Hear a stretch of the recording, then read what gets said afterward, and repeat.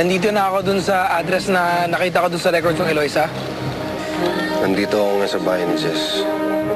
Dahil kapag nakita mo yung babae yan, huwag mo napakakawalan kahit anong mangyari. Opo, tay.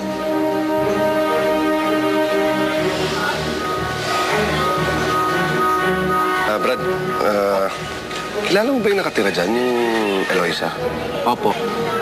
Alam mo ba kung bumalik ka siya dito? Di na nga po siya napapasyal dyan eh. Sige, salamat. Sige po.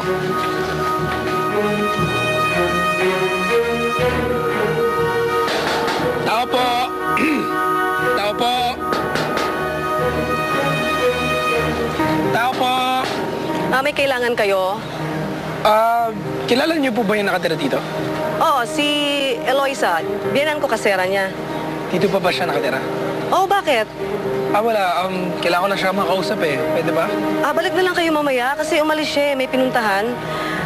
Nagpunta dun kay Attorney Tessa Ramirez, yung sikat na abogada. Sige po, salamat po.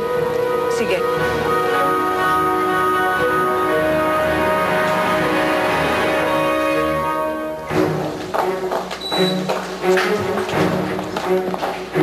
Good morning, Attorney. Good morning.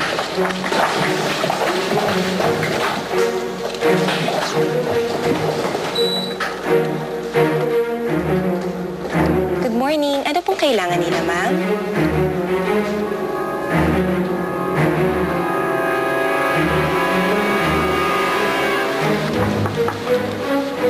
Attorney, excuse me po. Nasa conference room na po yung client.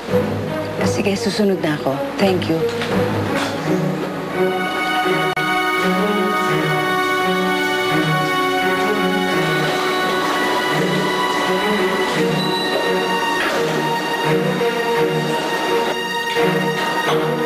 Attorney, Anong kailangan mo sa mama ko?